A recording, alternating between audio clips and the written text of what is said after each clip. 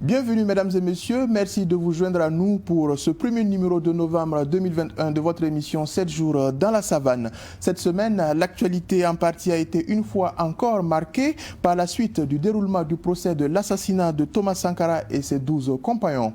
Au plan politique, l'on note la fusion des partis sankaristes et progressistes avec pour nom de baptême Union pour la Renaissance, Mouvement patriotique sankariste, Unir MPS. À l'international en Éthiopie, les groupes rebelles tigréens progressent et menacent de marcher sur la capitale Addis Abeba.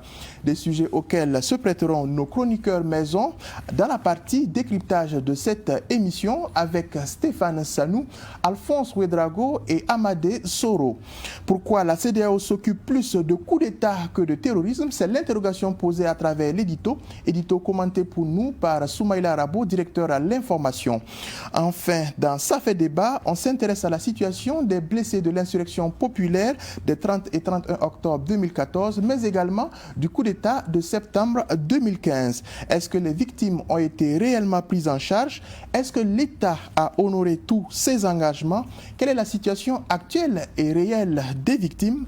Eh bien, nous tenterons d'apporter des réponses avec nos invités. Issaka Ima, il est secrétaire général de l'Association des blessés du coup d'État. Adama Tamboura, chargé de communication au niveau de l'Association des blessés de l'insurrection populaire en abrégé ABIP, et Noufou Zougmoré, journaliste. C'était le menu pour ce qui est de ce numéro de 7 jours dans la savane.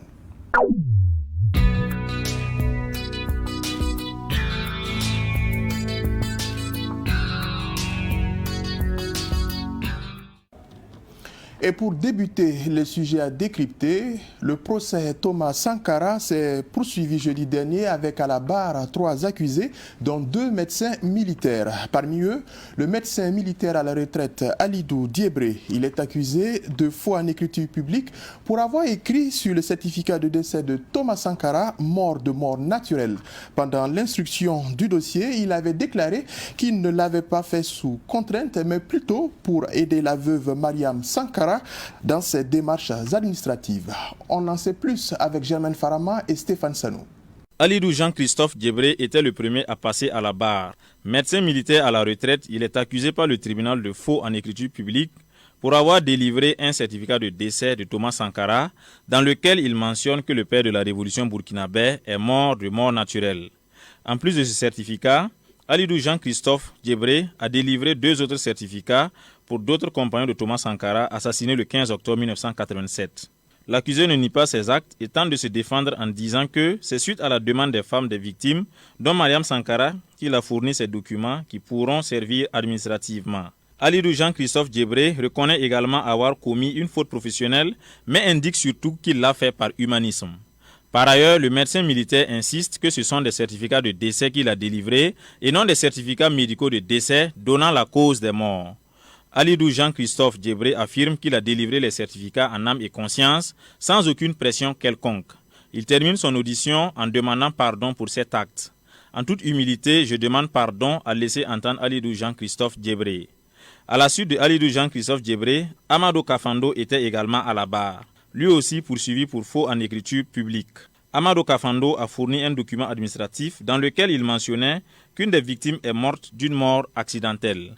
Médecin-chef de l'infirmerie de la présidence au moment des faits, Amadou Kafando affirme avoir agi ainsi dans le but de permettre à la famille du défunt de bénéficier des droits qui pourront découler de cette disparition. Les avocats de la partie civile estiment que Amadou Kafando a banalisé la mort de cette victime. Ils ont été poursuivis de la barre de dispositions légales.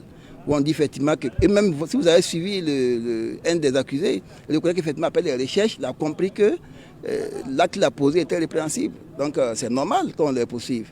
Parce que c'est quand même, ils ont écrit pour dire mort naturelle ou mort accidentelle, alors que non seulement ils n'ont pas vu les corps, et alors que tel que c'est expliqué, ce n'est pas de cette façon qu'ils sont morts. Donc c'est des gens qui ont été assassinés. S'ils avaient mis peut-être assassinat, ça va être plus intéressant. Mais ils ont dit mort naturelle, peut-être c'était pour aussi se débiner qu'ils ont mis ça.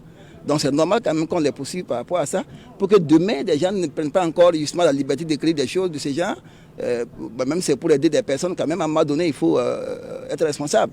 Je pense que c'est pour ça justement qu'ils sont là, ils répondent aujourd'hui. L'ancien ministre des Sports de Blaise Compaoré, Jean-Pierre Palme, était également à la barre. Il est le 6e accusé et comparé pour complicité à l'attentat de la sûreté de l'État. Il a plaidé non coupable et déclare qu'il n'était pas sur le lieu du coup d'État. C'est avec Jean-Pierre Palme que l'audience a été suspendue pour reprendre le lundi prochain. Et pour justement décrypter cette actualité, nous avons la chance de recevoir Stéphane Sanou. Bonjour Stéphane et bienvenue sur ce plateau. Bonjour Rachid Assad Zongo, bonjour à tous et à toutes. Alors, vous faites partie, on va dire, de l'équipe des reporters de Savane Média qui prend part au procès. Alors, pour ce qui est, on va dire, de la séance du jeudi, qu'est-ce que l'on peut retenir comme commentaire? En tout cas, cette journée du jeudi, on a eu au moins 3 personnes qui sont passées à la barre. Il y avait, comme c'est dit dans le VTR, Alidou Jean-Christophe Djebré, celui-là même qui a délivré le certificat de décès de Thomas Sankara, dans lequel il mentionnait que Thomas Sankara est mort de mort naturelle. Et à côté de ce certificat, il a délivré 2 autres certificats à 2 veuves, dans lesquels aussi c'était mentionné de mort naturelle ou choses, ou d'autres écritures qui ne cadrent pas avec la loi. Et il est même poursuivi pour faux en écriture publique. Et à entendre Alidou Jean-Christophe Djebré, son acte était un acte fait par pur humanisme, et qu'il l'a fait surtout pour aider ces veuves qui étaient en détresse, et aider administrativement ces veuves pour que ces veuves ou ces enfants ou les enfants de ces personnes décédées-là puissent rentrer, puissent avoir, comment je vais dire ça, puissent bénéficier de leurs droits qui pourraient être délivrés dans les prochains jours. Donc c'est comme il a dit, aider surtout, et il a fait par acte de socialisme, si on peut le dire ainsi. Et un acte qui n'est pas du tout apprécié justement par la partie civile, qui estime que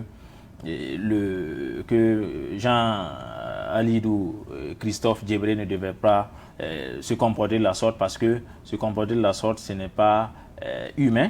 Et le parquet aussi qui laisse entendre que cet acte est un acte criminel, est un acte pénal, et parce que Alidou dit que lui, il reconnaît que c'est une faute professionnelle de sa part. C'est pourquoi le parquet réagit en disant que c'est justement un acte pénal et criminel condamné, et la partie civile réagit en disant que c'est de l'assassinat, et que cette personne-là même est prête pour récidiver si elle était encore face à ce genre de situation.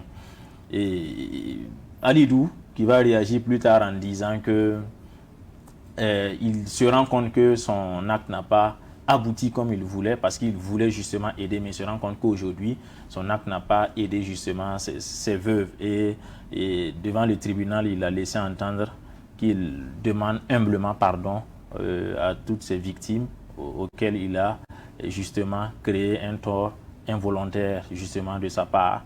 C'est ce qu'on peut retenir de Alidou Jean-Christophe Djebré, celui-là même qui a signé l'acte de décès de Sankara à l'époque. À la suite de Alidou Jean-Christophe Djebré, c'est justement Amadou Kafando qui était à la barre. Lui aussi, il est accusé de faux en écriture publique. Voilà, parce qu'il a mentionné sur le certificat de décès d'une victime, Bonaventure Compaoré, si ma mémoire ne me trahit pas, qu'il est mort de mort accidentelle. On précise que lui également, il est médecin militaire. Il est médecin militaire, tout à fait. Et à l'époque même, il était, disons, le chef de l'infirmerie et de la présidence. Et c'est ce qui a fait qu'il a dû mentionner justement ses écrits. Et il laisse entendre même pendant son interrogatoire qu'il ne savait pas qu'en mentionnant justement cette écriture-là, il pouvait se retrouver un jour devant un tribunal ou devant un juge pour pouvoir se justifier, parce que c'était justement des actions sociales de sa part. Il l'a fait par humanisme aussi, pour aider justement les ayants droit à rentrer plus tard, à rentrer en possession de leurs droits plus tard. Mais bon, comme nous sommes en droit, le parquet va réagir, la partie civile va réagir, le parquet estime que ça pose problème et que c'est un assassinat. Et comme c'est un assassinat, on ne peut pas délibérément choisir d'écrire comme ça pour aider certaines personnes. On ne sait pas ce que demain serait fait justement, et c'est la qualification du parquet disant que ce n'est pas juste, ça ne devait pas être comme ça et que c'est considéré comme un assassinat. Et la partie civile va réagir en disant que c'est pas juste, on ne doit pas se comporter de cette manière, parce que en se comportant de cette manière, c'est comme si on banalisait la mort de cette victime. Et la partie civile a justement insisté sur cet aspect en disant que Amadou Kafando, en agissant ainsi, a banalisé la mort de cette victime. Donc c'est ce que aussi on peut retenir justement de l'interrogatoire de Amadou Kafando. À la suite, c'était Jean-Pierre Palm. À la suite de Amadou Kafando, c'était Jean-Pierre Palm, et le procès s'est refermé. Et ce jour-là, avec l'interrogatoire de Jean-Pierre Palm, pour reprendre cette semaine-là, la semaine à venir, son audition va continuer, l'audition de Jean-Pierre Palm va continuer. Mais avec ce qu'on a pu retenir de Jean-Pierre Palm, de l'interrogatoire de Jean-Pierre Palm, en tout cas, il a plaidé non coupable parce qu'il est accusé de complicité d'attentat à la sûreté de l'État. Il a plaidé non coupable parce que selon lui, le jour du coup d'État, le 15 octobre 1987, il n'était pas au conseil de l'entente. Ce n'est que le lendemain qu'il s'y est rendu et qu'il avait même une réunion ce jour-là avec Blaise Compaoré, le président du Front populaire à l'époque, et aussi Jean-Baptiste Lengani. Ils avaient une réunion au conseil de l'entente pour pouvoir voir comment ils vont diriger maintenant l'après Sankara, l'après coup d'État. C'est ce qu'il a laissé entendre surtout Jean-Pierre Palm, c'est ce qu'il a laissé entendre ce jour. Il faut retenir que Jean-Pierre Palm, c'était le patron de la gendarmerie. Voilà, en son temps, il était le chef de la sûreté et il avait en charge quelques informations qu'il nie même devant le parquet et devant le tribunal, et on l'accuse de détenir des informations et il répond par la négative, qu'il n'était pas au courant d'un coup d'État, il ne savait pas si Thomas Sankara et Blaise s'entendaient, il niait tout ça. Donc ce sont beaucoup de choses qu'il a niées, alors que en étant patron de la gendarmerie ou un chef de la sûreté de l'État, on se dit qu'il y avait des informations qu'il détenait, mais il a nié selon tout ce qu'il a eu à dire. Et il laisse entendre que même quand il y a un coup d'État, la gendarmerie n'est jamais informée. C'est plus tard que la gendarmerie se rend compte et que c'est la gendarmerie qui se tape le gros boulot. Ce sont ces termes qui se tapent le gros boulot restant. Donc c'est ce que je peux dire concernant l'auditoire de Jean-Pierre Palm, en entendant d'autres réactions de sa part au cours de cette semaine à venir. Merci. Là-dessus, justement, par là, on va dire de ce qu'a pu confier la plupart des accusés qui sont passés à la barre, est-ce qu'à la suite de leurs mots, on a pu voir qu'il a été donné un nombre suffisant d'éléments d'information qui peut faire prospérer la suite du procès? Bien sûr, parce que quand on suit les récits des différents accusés, on se rend compte qu'on est en train d'aller justement vers certaines, on se rend compte qu'on assiste, ou bien on est en train de tracer l'épisode du 15 octobre, ce qui s'est passé. Je pense que justement les accusés nous ont fait découvrir des choses qu'on ignore. Je l'ai dit la semaine passée, grâce au premier accusé, Élisée Nyamba Ilboudo, on a su que Thomas Sankara est tombé, il a été touché au flanc, à sa partie gauche. Il s'est plus tard tombé sur le genou avant de tomber sur le flanc, sur les genoux avant de tomber sur son flanc gauche. Donc on arrive quand même à découvrir certaines vérités grâce à ces accusés, et on se dit que avec les accusés on aura une part de vérité, et les témoins surtout qu'on pense vont venir justement dire des choses davantage plus claires par rapport aux accusés. Je pense plutôt que les langues vont se délier avec les témoins. Merci pour ces analyses, Stéphane Sanou. Je rappelle que vous faites partie de l'équipe des reporters qui assistent, on va dire, au procès de Thomas Sankara. On vous retrouvera la semaine prochaine sans doute pour nous parler de la suite des événements. Tout à fait. Merci Rachid Assar Zongo et merci à tous et à toutes. Merci. En politique, Union pour la Renaissance, mouvement patriotique sankariste, UNIP MPS, c'est le fruit de la fusion des partis UNIR PS et MPS. Pour ce nouveau parti qui se réclame d'obédience sankariste, c'est Maître Benewende Sankara qui en assure la tête avec pour président d'honneur l'ancien premier ministre de la transition Yacouba Isaac Zida. Le parti a été dévoilé au public lors de son premier congrès. Les précisions avec Stéphane Sanou avant de retrouver Alphonse Ouedraogo pour le décryptage. C'est fait. Le parti politique né de la fusion des partis sankaristes et progressistes s'appelle l'UNIR MPS, l'Union pour la Renaissance, mouvement patriotique sankariste. Après cette naissance, d'autres défis attendent ce parti, comme les échéances électorales, surtout la conquête du pouvoir d'État, selon le nouveau président de l'UNIR MPS, Maître Benewende Stanislas Sankara. Nous réitérons notre appel à une large fusion pour élargir davantage la base sociale des sankaristes et des progressistes. La prochaine étape, c'est de structurer, restructurer, implanter l'Union pour la Renaissance, mouvement patriotique sankariste. Un parti politique, son objectif ultime, c'est de conquérir le pouvoir d'État. Et nous sommes partis pour ça. 2022 d'abord, parce qu'il y aura des élections de proximité, nous nous engageons dans toutes les batailles électorales, comme on l'a fait depuis le retour à l'ère démocratique en 1991. L'UNIR MPS est un parti qui se veut plus conquérant, progressiste et populaire, selon ses initiateurs. Pour ce faire, elle veut défendre et promouvoir les idéaux de Thomas Sankara. Nous sommes d'obédience sankariste, nous sommes des progressistes, donc nous défendons des valeurs de gauche. Donc nous prônons, comme tout parti politique de gauche, un socialisme à notre manière, à l'exemple du président Thomas Sankara, c'est-à-dire le bonheur du peuple burkinabé, mais nous ne sommes pas, pour reprendre l'expression du président Thomas Sankara, en tout cas des hommes et des femmes stéréotypés, modélés.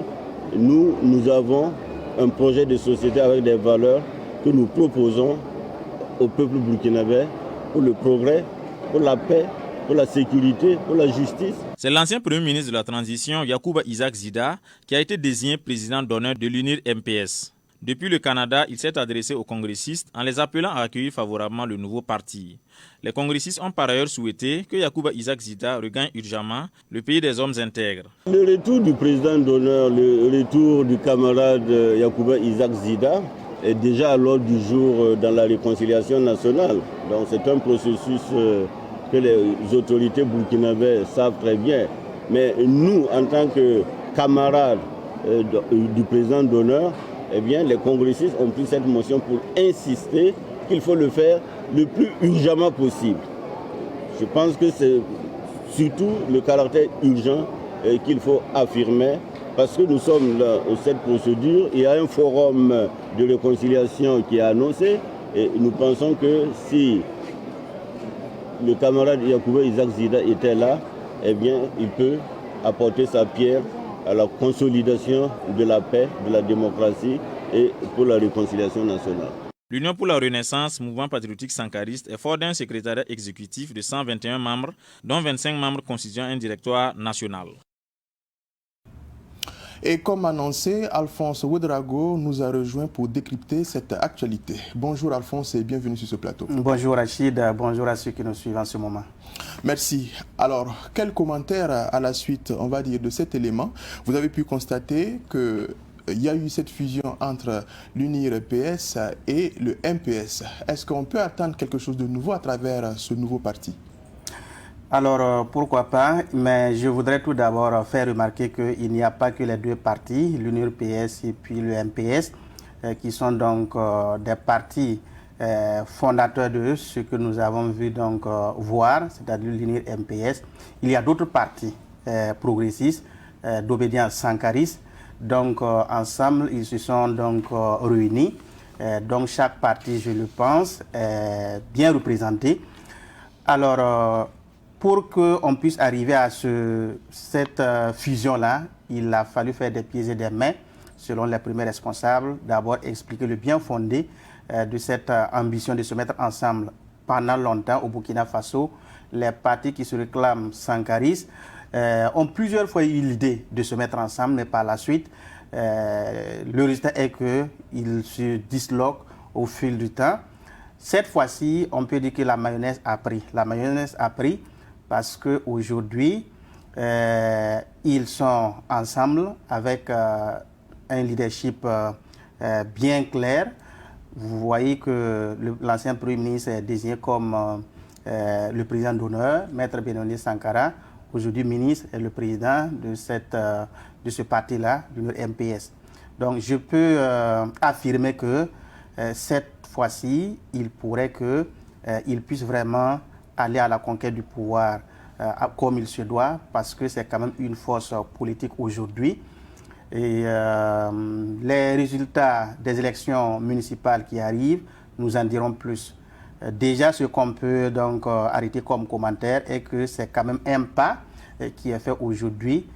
Qui dit aujourd'hui des partis qui se réclament sankaristes parle effectivement de ces jeunes-là, aujourd'hui très engagés et qui veulent vraiment que les idées propagées par Thomas Sankara puissent être remises au goût du jour, parce que beaucoup se réclament aujourd'hui, même n'étant pas membres des partis sankaristes. Quand on voit un président de l'Assemblée, Alassane Bala Kandé, porter un t-shirt à l'effigie du président Thomas Sankara, ça veut dire que chacun veut dire que j'ai les germes de ce président-là, parce qu'il avait de bonnes idées pour développer le pays. Et le contexte actuel fait que les gens veulent vraiment expérimenter ces sillons tracés par le père de la révolution burkinabé. Pour vous donc, avec cette fusion, c'est plus de chance, on va dire, pour les partis sankaristes, pour la conquête du pouvoir, pour ce qui est des joutes électorales à venir? Tout à fait, parce que aujourd'hui, il faut le dire, ce parti a un poids. Ce parti a un poids, pas parce qu'ils ont aujourd'hui beaucoup de députés ou ils ont beaucoup de ministres au niveau du gouvernement ou appartiennent à la majorité présidentielle. Il n'y a pas que ça.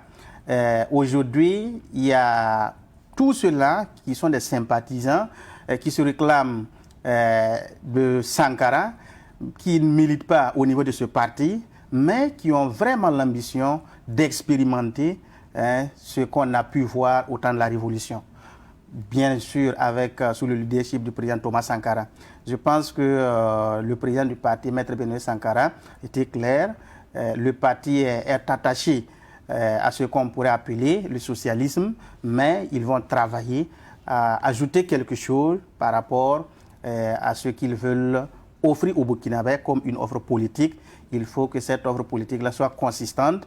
Il faut que ça rassure les Burkinabés. Je pense que c'est ce à quoi ils s'attellent aujourd'hui. Ils ont bien fait de le noter que le président d'honneur, son retour est demandé par les militants à travers ce congrès. Et lui-même, il a eu à intervenir pendant le congrès, ce qui veut dire qui parle de l'ancien Premier ministre, parle de cette jeunesse-là qui s'est mobilisée les 30 et 31 octobre en 2014, qui ont donc soutenu la transition jusqu'à la fin, qui avait cet espoir que le changement suscité à travers le mouvement allait donc maintenir et allait donc se réaliser. Je pense qu'aujourd'hui, il y a beaucoup qui sont déçus, qui attendent que véritablement on puisse avoir le bout du tunnel qui tarde à arriver. D'accord. Merci bien, Alphonse Ouedraogo. Vous restez avec nous pour traiter une autre actualité. Alors, le domaine du transfert d'argent électronique connaît, on va dire, des changements tarifaires au niveau de certaines entreprises de téléphonie mobile. Des changements qui interviennent certainement avec l'arrivée de l'entreprise Sanka Business avec son application de transfert d'argent gratuite dénommée Sanka Pay. Cette attitude des téléphonies mobiles surprend, on va dire, certains citoyens et en contrarie d'autres. Une chose est certaine, la concurrence est là. En témoigne le nouveau panorama publicitaire, en particulier dans la capitale Ouagadougou. Sur le sujet, je vous invite à entendre ce que certains Ouagalais ont confié à Pakisba Mariam Ouedraogo et Yacouba Kiamtouré. on peut dire que 5 pays a fait que Move a baissé le prix de transaction. Et voici Orange aussi qui a baissé le coût de transaction. Vu leur concurrence, donc on peut dire que 5 pays nous a facilité la tâche. Et puis Orange Money aussi, comme eux aussi, ils ont vu que cette concurrence vont le diminuer de beaucoup de clients. Donc ils ont préféré baisser le prix de retrait et de transfert. Donc maintenant on peut dire que ça va. Récemment nous avons constaté beaucoup de changements. Je pense que dans ces temps-ci-là, c'est une très bonne concurrence parce que ça a mené les uns et les autres à baisser, je peux dire, un peu les prix des transactions et consommation.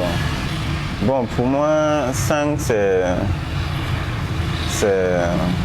une application, c'est genre un multinational qu'on devrait encourager.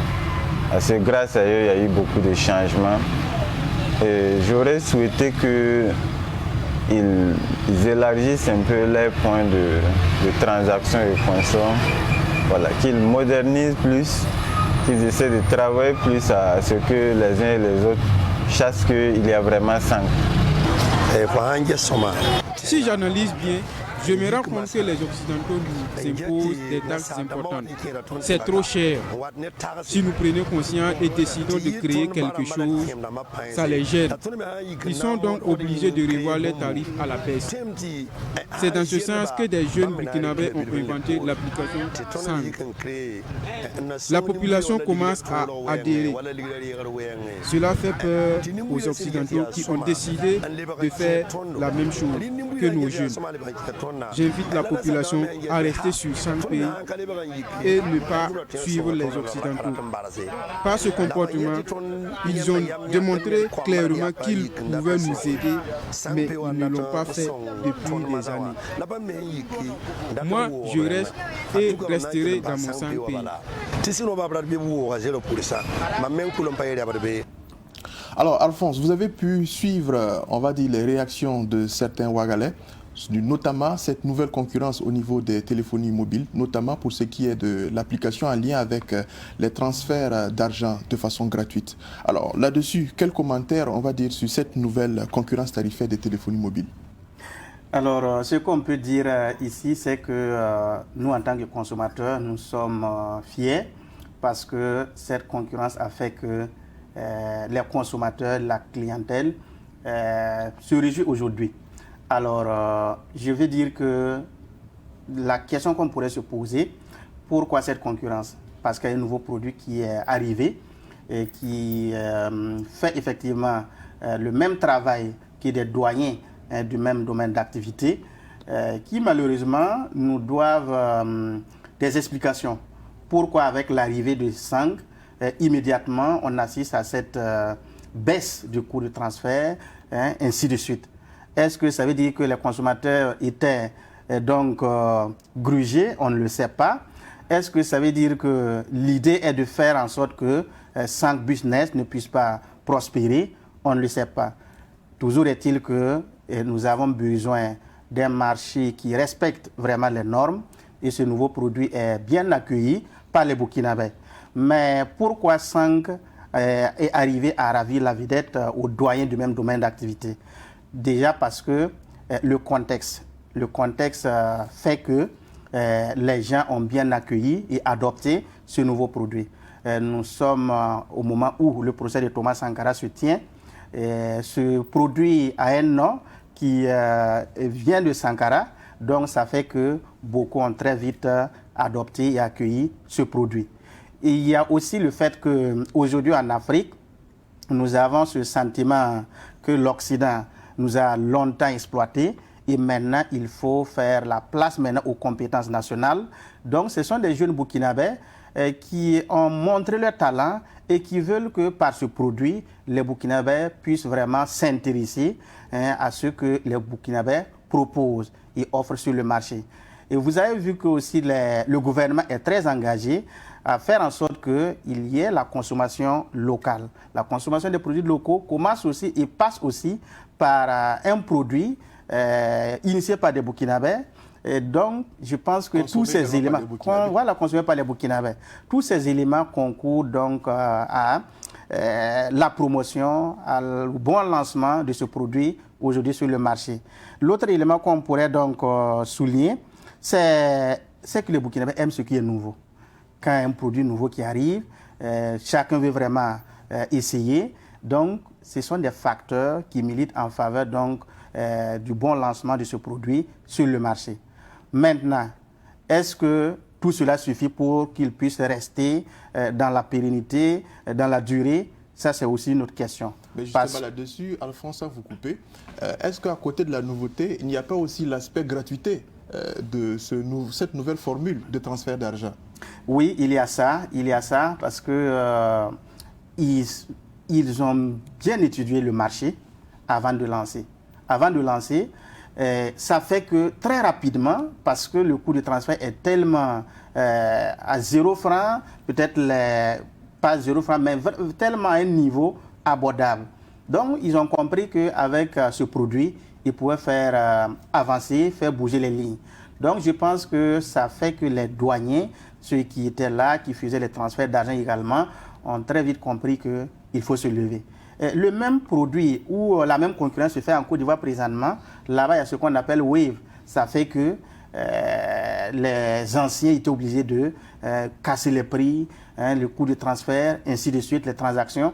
Moi, je pense qu'à quelque chose, malheur est bon, parce que ce qu'on a pu constater avec l'arrivée de 5 Business, très rapidement, beaucoup se sont mis en mouvement pour faire la publicité, des affiches de gauche à droite. Certes, je demande que le gouvernement puisse être regardant, qu'on ne laisse pas ces jeunes-là dans cette dynamique tout seuls. Il faut les aider. Ça passe par des mécanismes pour pouvoir les soutenir, pour que ces jeunes-là puissent vraiment continuer avec leurs produits. Parce que ce qu'on voit généralement, les gens peuvent très rapidement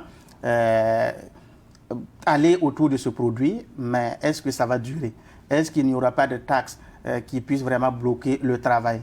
Est-ce qu'il n'y aura pas des gens qui vont donc influencer pour brouiller les pistes, pour vraiment être des obstacles par rapport à ce produit? Je pense que c'est à ce niveau que le gouvernement donc, doit travailler.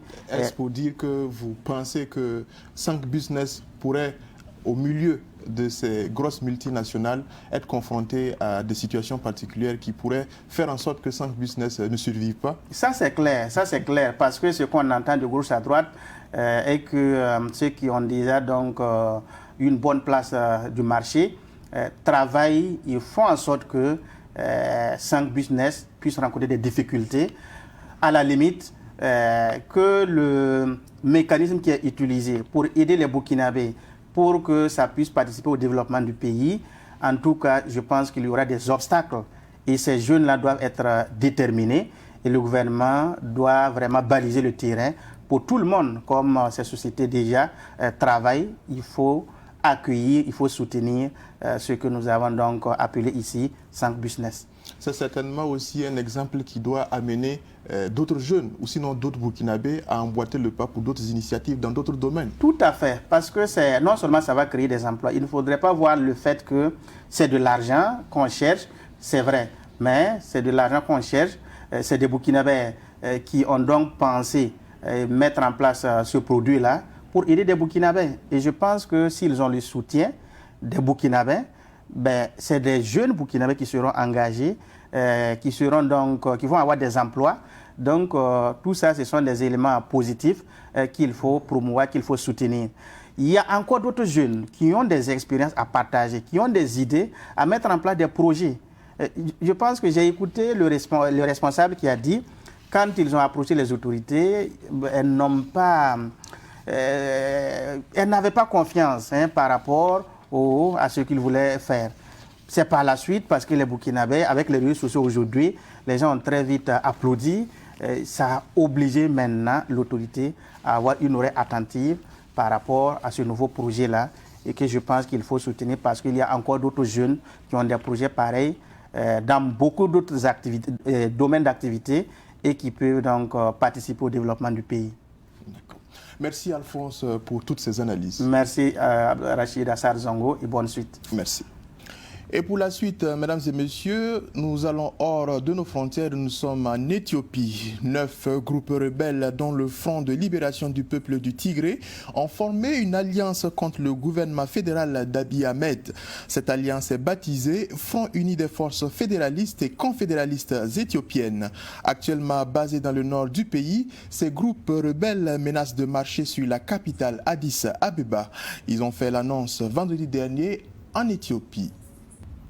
Et nous retrouvons notre spécialiste de décryptage des questions internationales, Amadé Soro. Bonjour et bienvenue. Bonjour Rachid. Bonjour à toutes et à tous.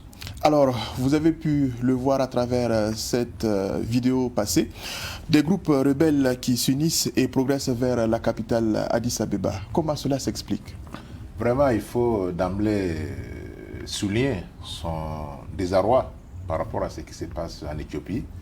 Et puisque l'Éthiopie fait quand même depuis un certain temps l'un des pays phares du continent africain, pas seulement parce que c'est le pays qui abrite le siège de l'Union africaine, c'est le pays qui a la plus grande compagnie d'aviation donc aérienne en Afrique, mais c'est aussi un pays qui fait des avancées notables en matière économique. Donc voir ce pays aujourd'hui en proie à une rébellion, à une guerre civile pratiquement, c'est vraiment ne pas comprendre beaucoup de choses, à ne rien comprendre sur les grands enjeux que vit donc ce pays-là.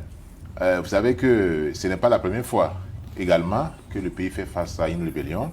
Vous vous souvenez qu'il y a donc une trentaine d'années, dans les années 90-91, il y avait donc un mouvement pareil. Et c'est en fait ces rebelles-là, les Tigrés, ceux qui sont donc ici donc de cette région, qui étaient arrivés au pouvoir avec Meles Zenawi jusqu'en 2012. Donc, et lorsqu'ils sont arrivés donc au pouvoir, il y a eu des actions qui ont été posées et que ces actions, en réalité, n'ont pas eu des effets escomptés pour l'ensemble de la population. Jusqu'à ce que, donc, puisque ce qu'il faut souligner, c'est que la question tribale et la question donc ethnique est très réelle en Éthiopie, comme dans la plupart des pays africains. Ce qui est donc déplorable pour un pays qui a été considéré comme le seul pays africain qui n'a pas été colonisé. Le pays de Haïlé Sélassié. Absolument. Donc aujourd'hui, c'est avec vraiment amertume qu'on constate cela. Mais aussi, il y a un grand paradoxe. Le grand paradoxe est que Abiy Ahmed a été donc sacré lauréat du prix Nobel de la paix en 2019 pour avoir scellé, n'est-ce pas, un accord de paix avec les rebelles et également pour son action pour le développement du pays. Mais il y a une donne sous-régionale aussi qu'il ne faut pas négliger dans ce conflit. Et vous savez que l'Érythrée et l'Éthiopie étaient un seul pays et que également à l'issue d'une rébellion, il y a eu cette scission et qu'avec le grand projet, ce qu'on appelle le projet du siècle pour l'Éthiopie, à savoir le barrage de la Renaissance, n'a pas fait que des amis pour l'Éthiopie, en l'occurrence l'Égypte et le Soudan, et qui se sentent menacés quant à leur approvisionnement en eau et qui font des pieds et des mains pour que ce projet-là n'aboutisse pas. Mais actuellement, donc, le projet est très avancé et que donc, le barrage a connu un premier remplissage et que ça continue. Mais il y a aussi une autre donne qu'il faut souligner. C'est je ne dirais pas un clash, mais une compétition des grandes puissances, des grandes puissances internationales, bien sûr, par rapport à l'Éthiopie. Puisque vous savez qu'il y a des relations privilégiées entre l'Éthiopie et la Chine. C'est la Chine même qui aurait, je dis ça au conditionnel, qui aurait donc construit le siège de l'Union africaine. Et en son temps, cela a fait couler beaucoup d'encre et de salive parce qu'on estimait qu'après avoir construit le siège donc, de l'Union africaine, il y a eu donc des dispositifs qui permettaient donc d'écouter les débats. Ça, c'est un autre débat.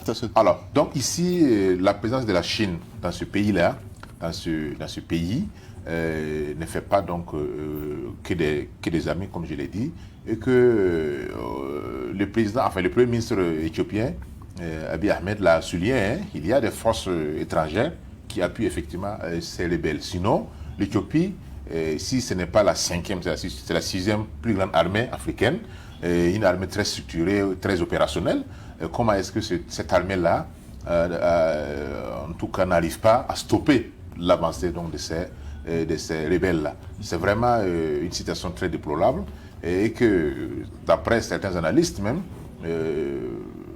la nouvelle donne politique au Soudan avec l'arrivée au pouvoir, enfin, avec la démission du gouvernement civil, Hamdok, au Soudan, serait un peu liée au fait que, voilà, on souhaite qu'il y ait, en tout cas, des situations favorables à un changement politique au niveau d'Éthiopie et que ces changements pourraient peut-être essayer donc de redistribuer les cartes au niveau de la sous-région de l'Afrique orientale pour voir comment est-ce que l'Égypte et le Soudan peuvent tirer bénéfice de ces changements et que même avant le coup d'État, puisque certains n'appellent pas ça coup d'État, puisque le président Al-Burhan, qui était le chef suprême des armées, est toujours aux commandes.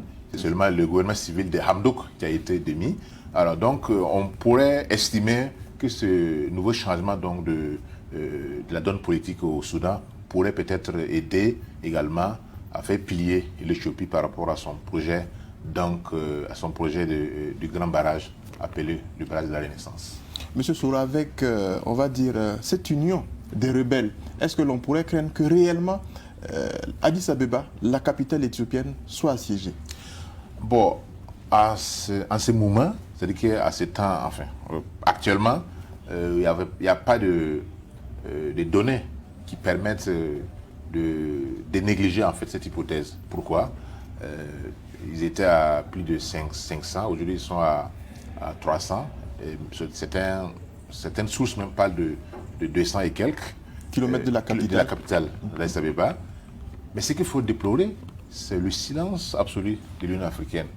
Alors si, par exemple, on a vu le Rwanda déployer des soldats en Centrafrique pour aider à combattre les rebelles, excusez-moi, si on a vu également l'Union africaine condamner les différents coups d'État sur certaines parties de l'Afrique, notamment en Afrique de l'Ouest, si on a vu également le Sénégal qui avait voulu qu'il y ait une force d'intervention pour empêcher Yahya Jammeh de continuer à régner en Gambie, et si on a vu également par le passé la force de l'Ecomog en Afrique de l'Ouest pour lutter contre les rebelles au Libéria. Et pourquoi un pays comme l'Éthiopie, qui est, comme je l'ai dit, le siège même, qui abrite le siège de l'Union africaine, on assiste effectivement à ce silence-là. Ça, c'est un développement ou c'est une situation qui confirme donc la donne selon laquelle ce sont des partenaires étrangers ou extérieurs au continent qui financent les opérations militaires, les opérations de maintien de l'ordre et de la paix donc dans le continent africain. Même le Conseil de paix et de sécurité de l'Union africaine devait être plus audible sur cette question en essayant donc puisque avec ce que vous avez dit, l'avancée des rebelles, et je pense que c'était hier, ils ont fait une conférence de presse pour dire qu'effectivement, avant-hier, effectivement, pour affirmer que leur mission, c'était donc de mettre fin au pouvoir d'Abiy Ahmed, car c'est un pouvoir clanique, même si dans cette coalition, on trouve d'autres regroupements religieux, et du moins ethniques. Tout ça, ce sont des situations qui ne favorisent pas le développement et le décollage économique du continent africain. C'est vraiment dommage qu'on en ait au XXIe siècle à ce genre donc, de situation. Pour un pays qui était cité en exemple comme un pays qui était résolument tourné vers le progrès, vers le développement, et bien sûr avec le Rwanda, et que tout le monde sait que les guerres, les conflits, les rébellions sont donc des freins, effectivement, à l'avancée et au développement des différents pays. Merci bien, M. Soro, pour ces décryptages sur l'actualité éthiopienne. Merci. On espère vous revoir encore pour décrypter d'autres actualités internationales. Merci. C'était tout pour l'actualité internationale et pour la phase décryptage. Maintenant, place à l'édito.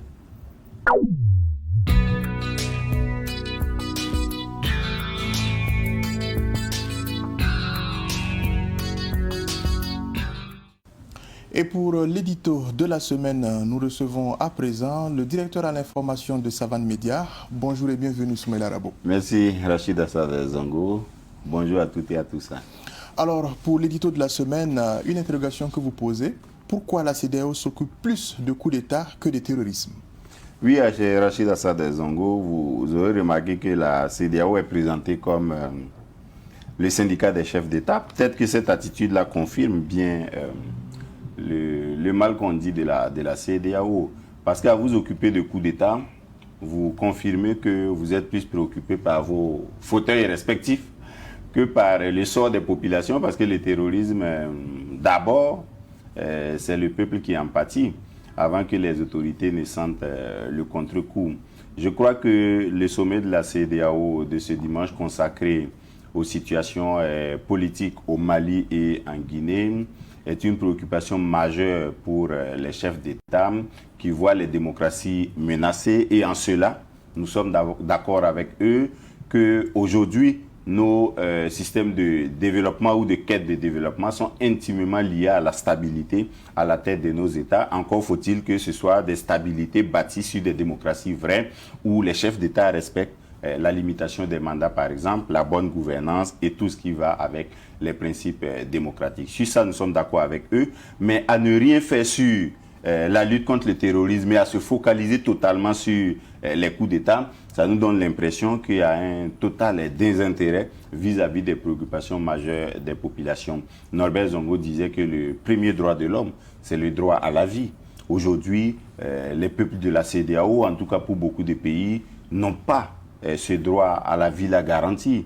Au Niger, au Burkina Faso, au Mali, en Côte d'Ivoire de plus en plus, et dans d'autres pays encore, le droit à la vie n'est pas garanti. Et cela devait préoccuper autant les chefs d'État de la CEDEAO que la question des coups d'État, ou sinon plus que la question des coups d'État. Et ce qui est difficile à comprendre, c'est que depuis longtemps, des pays comme le Burkina Faso se sont pris très tard dans la lutte contre le terrorisme. Le réveil arrive au moment où les terroristes ont déjà pratiquement infesté toutes les parties du territoire. La Côte d'Ivoire est en train de pleurer aujourd'hui pour avoir attendu longtemps avant de prendre les dispositions, en accord surtout avec le Burkina Faso, pour sécuriser la frontière nord de la Côte d'Ivoire. Et vous voyez aujourd'hui que les Ivoiriens payent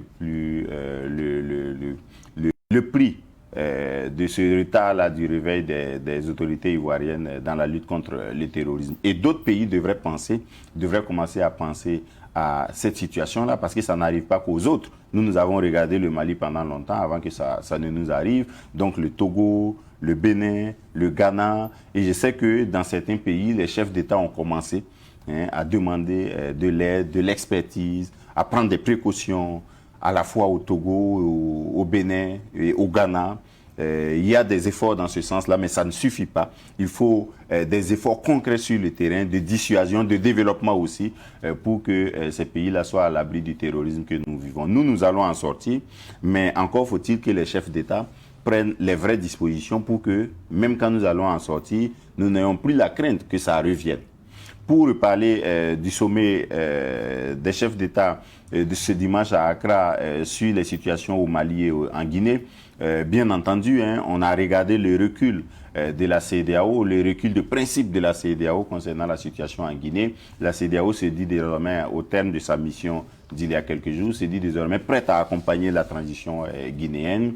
Le colonel Mamadi Doumbia a allé progressivement vers le retour à une démocratie normale, mais en même temps, au Mali, la CEDEAO semble craindre que les autorités de la transition ne respectent pas l'échéance de la transition, c'est-à-dire les élections en février 2022. Il y a matière à discussion, mais je pense que c'est dans le processus de concertation qu'on va arranger les choses, pas dans les menaces, pas dans les intimidations, parce que ce sont des causes précises qui ont engendré ces coups d'État et on doit en tenir compte. Avec la bonne gouvernance, on peut éviter les coups d'État. Avec la démocratie vraie, on peut éviter les coups d'État. Avec le développement, on peut éviter les coups d'État et le terrorisme aussi. Si les chefs d'État imbriquent les choses de cette façon-là, nous allons tous les applaudir. Mais s'ils vont dans le sens de leurs intérêts propres, plutôt que dans le sens des intérêts des peuples, je pense qu'ils n'auront que leurs yeux pour pleurer. Rachida Sadzogo. Merci Soumaïla Rabo. Vous êtes intéressé à une question très cruciale, l'implication de la CEDEAO pour ce qui est de la résolution des crises, notamment pour ce qui est des coups d'État, mais surtout de la question du terrorisme. C'est ça. Merci. Merci à vous aussi. Alors, mesdames et messieurs, pour la suite, on passe à une autre étape de cette émission, c'est avec Ça fait débat.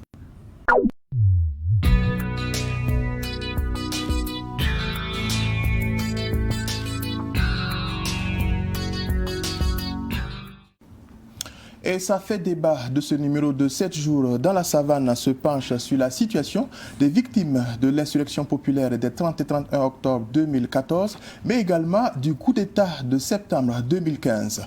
La question de fond, où en sommes-nous avec les engagements de l'État vis-à-vis des victimes? Comme je l'indiquais, c'est notre question de fond. Et pour en parler, des invités sur ce plateau, notre premier invité, c'est M. Adama Tamboura. Il est chargé de communication à l'Association des blessés de l'insurrection populaire. Bonjour et bienvenue sur ce plateau. Bonjour. Également à ses côtés, un autre invité, je ne dirais pas un blessé, mais sinon une victime. Et cette fois-ci, c'est du coup d'État. J'ai nommé pour vous M. Issaka Ima. Il est secrétaire général de l'Association des blessés du coup d'État de septembre 2015. Soyez le bienvenu sur ce plateau. Merci, bonsoir. Bonsoir. Alors, pour achever ce tour de table pour ce qui est de nos invités, un autre invité, je dirais un confrère, c'est la personne de Noufou Zougmoré. Il n'est plus à présenter. Bonsoir et bienvenue, M. Zougmoré. Bonsoir, Assad. Merci à tous de nous rejoindre pour ce temps d'échange, pour Ça fait débat. Alors, pour rentrer, on va dire, pour ce qui est de ce sujet, on sait que pratiquement ça fait 7 ans, sinon quasiment plus, qu'il y a eu ces deux événements, à savoir l'insurrection populaire, mais également le coup d'État. Déjà, pour ce qui est de l'insurrection populaire, quelle est la situation actuelle, on va dire, des victimes? Eh bien, merci. Merci à vous pour l'opportunité que vous nous donnez d'essayer de dire un peu les choses telles qu'elles sont au niveau de l'association des blessés de l'insurrection populaire. C'est vrai, depuis que l'événement a eu lieu, nous avons eu beaucoup d'attention de la part de nos autorités parce que, à notre avis, la première préoccupation d'un blessé, c'est de se soigner d'abord. Et nous avons eu la chance d'être pris en charge. On a été soignés et quasiment tous les blessés aujourd'hui ont été pris en compte. Presque tous sont guéris. Il y a quelques-uns qui ne sont pas encore guéris, qui traînent avec des balles, mais ça, vous allez trouver que c'est soit le médecin qui trouve que ce n'est pas le moment de l'enlever, ou bien où elle est logée, on ne peut pas l'enlever. En tout cas, tout ce qui semble être humainement fait pour nous mettre dans les conditions, je pense que ça a été fait. Et nous remercions nos autorités pour ça. Nous sommes pratiquement tous guéris. Mais comme vous le savez, quand tu es blessé, surtout parmi nous, il y a des gens qui sont vraiment, je dirais, en tout cas, qui ne peuvent pas aujourd'hui se débrouiller avec leurs propres membres là pour se nourrir. Et donc, ceux-là, la guérison seule ne les suffit pas. Il faut des accompagnements. Et c'est là que peut-être que l'État trébuche un peu. Nous avons vraiment besoin que l'État fasse un effort pour suivre et accompagner ceux qui ont besoin des accompagnements. Nous reviendrons, M. Tamboura, sur la question des accompagnements. C'est déjà bien que vous nous signaliez que les autorités ont pu, à travers certains engagements, honorer notamment la prise en charge pour ce qui est des blessés de l'insurrection populaire. Alors, M. Ima, est-ce le même constat au niveau, on va dire, des victimes du coup d'État de septembre 2015? Oui, merci d'abord de m'avoir offert cette opportunité. Et chez nous, je peux dire que ça va, mais ça ne va pas du tout. On a d'autres personnes qui sont toujours souffrantes. Mais vous savez, la responsabilité est partagée à ce niveau. Quand vous avez une association de plus de 200 personnes, c'est difficile de les encadrer. À un moment donné, nous avons eu l'opportunité de rencontrer le président du Faso, qui, à partir de Askouroun, avait donné des instructions pour que tous ces gens-là puissent être pris en charge. Surtout au niveau de la clinique vers, c'est la zone du bois, si je ne me trompe pas. Du bois. Mais réellement, nous avons eu des sérieux soucis pour nous-mêmes d'abord les regrouper. Et après les regroupements, on a pu traiter d'autres personnes. Il y a d'autres qui sont toujours là, mais malheureusement, il y a d'autres qui ressuscitent en fait. En fait, c'est ça même le vrai problème. Parce que vous êtes là, si quelqu'un vous appelle pour dire « Ah, je croyais que c'est fini, mais maintenant, il y a encore d'autres mal. » Et c'est ça qui nous préoccupe présentement. Voilà. Merci, M. Ima. Noufouzou Moré, est-ce que cela vous étonne par ce qui est de la situation des blessés ou sinon des victimes à la fois de l'insurrection populaire mais également du coup d'État? Non, je ne suis pas étonné, d'autant que depuis la survenue donc, de cette situation, les voix se sont toujours élevées. Et il y a eu une série de rencontres. Je énumérais quelques-unes ici. Et après la composition donc, du gouvernement récemment, je crois que le ministère de la Réconciliation a rencontré les structures qui s'occupent donc de cette problématique avec d'autres personnes. Mais avant, il y a eu la rencontre avec Askouroun pour connaître ce dossier et bien d'autres rencontres. Donc, si les deux disent qu'il y a eu des avancées, je crois qu'il y a eu aussi des pressions. Vous savez, nos États ne sont pas prompts, ils ne sont pas diligents face à des situations pareilles tant que vous ne réagissez pas. Et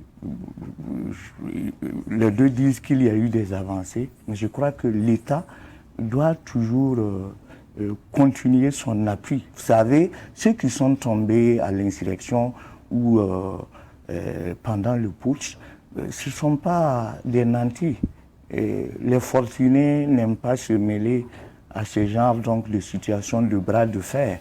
Et c'est souvent ceux qui vivent dans leur chair les situations d'injustice qui prennent le macadam.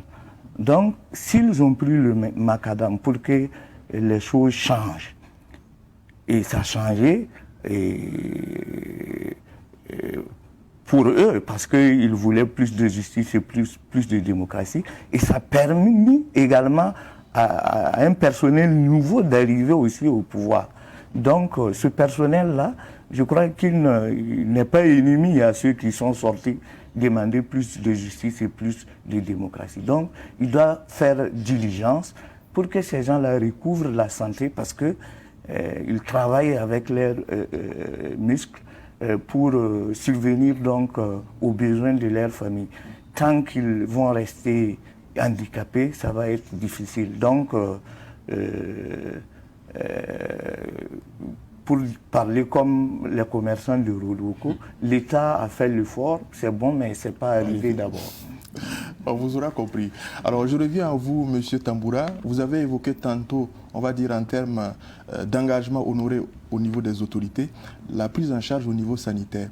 Est-ce qu'en plus de cela, il y a d'autres aspects qui ont été pris en compte par nos autorités pour ce qui est, on va dire, des victimes de l'insurrection populaire? Oui, bon, pour ce qui est des victimes de l'insurrection, c'est vrai qu'après les prises en charge sanitaires, je pense que pour le reste, on n'a pas vu grand-chose. Nous attendons grandement que la justice soit faite et après cette justice, s'il y a des dédommagements, nous les attendons aussi. Bon, donc, avant que tout ça ne se passe, comme je l'ai dit tantôt, nous souhaitons vraiment que, même si nous allons sélectionner ceux qui sont pratiquement démunis à notre sein, pour que l'État les aide à subvenir à leurs besoins, je pense que ce ne serait pas trop demandé. Qu'est-ce que l'État avait, par exemple, promis de faire qui, jusqu'à aujourd'hui, n'est pas fait? Au niveau de l'insurrection populaire, je pense que la promesse que nous avons eue, c'était la promesse des soins. Et ça, l'État a fait face. Et en dehors de ça, maintenant, c'est nos attentes. Il n'y a pas eu de promesse de ce côté, mais c'est nos attentes. C'est nous qui souhaitons que vraiment l'État, Parce que nous trouvons que c'est un devoir pour l'État d'accompagner ceux qui n'ont plus les moyens de travailler pour subvenir à leurs besoins. Il y a beaucoup qui ont perdu tout après l'insurrection du fait qu'ils ne peuvent pas joindre les deux bouts. Donc ça, je pense que ce sont des attentes légitimes. Et au nom justement de ces attentes-là, pourrait-on en savoir quelques-unes? Oui, nous souhaitons par exemple, pour ceux qui ne peuvent pas travailler pour se nourrir, que l'État puisse trouver quelque chose pour eux. Ça pourrait être quoi? Ça pourrait être peut-être un accompagnement et je ne sais pas. Vous souhaitez qu'on vous donne une pension alimentaire? Voilà, pour ceux qui ne peuvent pas se nourrir. Parmi nous, il y a d'autres qui sont guéris, qui ont déjà repris leurs travaux. Il y a d'autres qui avaient perdu leur activité dans ça. Si c'est possible que l'État se débrouille pour les donner des activités. Parce que si, à cause de l'insurrection, moi par exemple, je peux vous donner un exemple, je suis un exemple palpable, j'ai perdu mon activité à travers cette insurrection et jusqu'à présent, pour reprendre l'activité, c'est tout un problème. Donc voilà, il y a plein de gens comme ça qui avaient des activités sur lesquelles ils comptaient pour non seulement s'occuper d'eux-mêmes, mais vous connaissez en Afrique, pour s'occuper d'autres personnes qui sont derrière.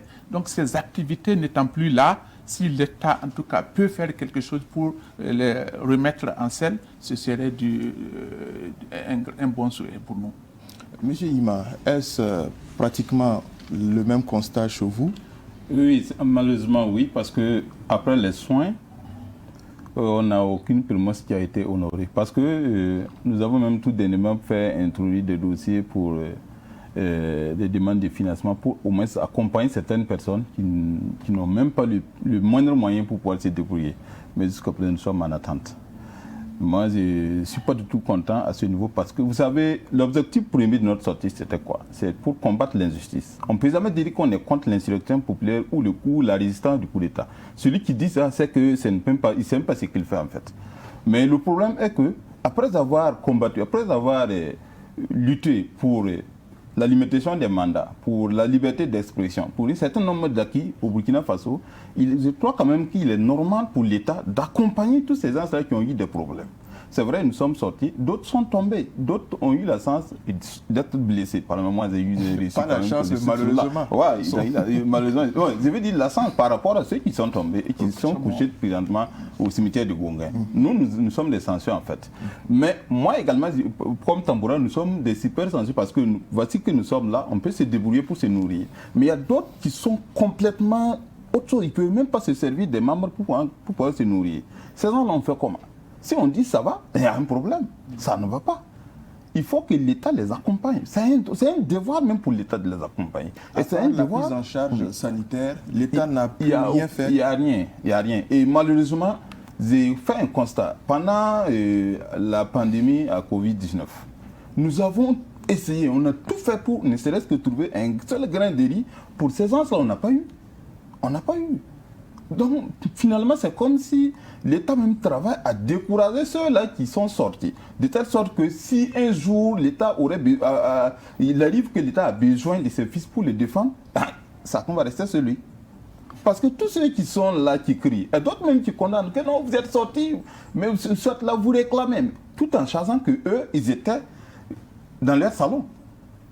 Nous sommes sortis parce que peut-être qu'on a eu des problèmes, soit peut-être avec la justice, soit peut-être avec la gendarmerie, soit peut-être avec la police, on a eu divers problèmes. Et c'est pour cette raison, nous qui n'avions pas de moyens pour nous défendre, nous sommes sortis pour dire, mais il faut mettre fin à ça.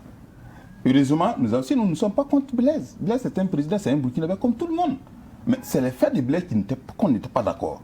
Et c'est ce que nous avons combattu. Donc nous croyons qu'aujourd'hui, c'est l'obligation même pour l'État de nous accompagner. C'est l'obligation pour ceux-là qui ont remplacé après la transition de nous accompagner. C'est un devoir moral. Là-dessus, ça m'amène, M. Imam, à vous poser la question de savoir, au jour d'aujourd'hui, je l'ai dit, nous sommes pratiquement à 7 ans environ, voilà, après ces événements-là. Est-ce que vous avez le même sentiment qui vous anime qu'auparavant? Est-ce que vous estimez que le fait d'être sorti ces jours-là pour justement revendiquer vos droits, Est-ce qu'au jour d'aujourd'hui, vous pensez que ça servit? Oui. Dire que ça n'a pas servi, c'est comme si je disais que je regrettais. Alors, je ne regrette jamais ce que j'ai fait. L'objectif premier, c'était quoi? C'était pour empêcher le président Blaise de pouvoir briguer d'autres mandats. Ça a été un acquis.